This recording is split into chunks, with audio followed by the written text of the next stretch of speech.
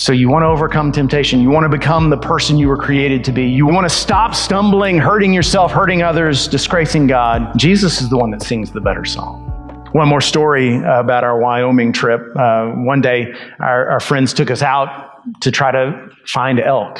And so we were driving along and we saw some. We pulled over and he pulls out his elk call. Now, what we saw were about 20 or 30 female elk. They're called cows.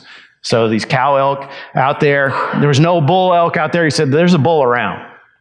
There's a bull that has this herd. That's his. If you've never seen a bull elk, look it up after the sermon. It's spectacular. I mean, you've never seen white-tailed deer look like pygmies right next to a bull elk.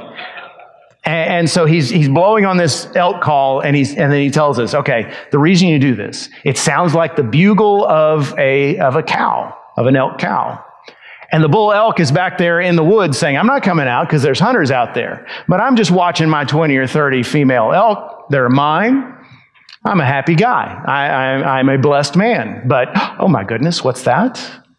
There's another female that I don't have in my flock, in my herd. Well, I must have her. Yes, I must. And that's how he dies. Do I need to say more? Right?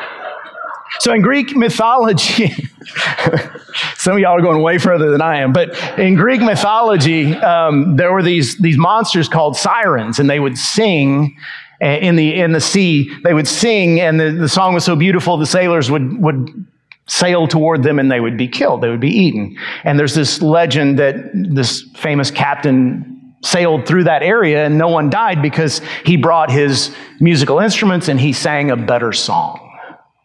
Okay.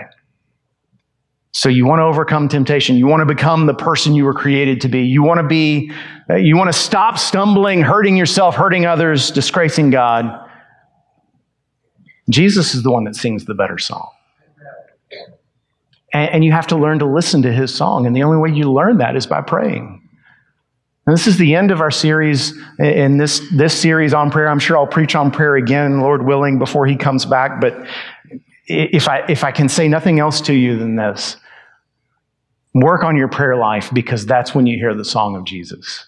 And you learn that his song is better. And the song of the world, the song of your own flesh, the song of the enemy, it just doesn't sound that great anymore.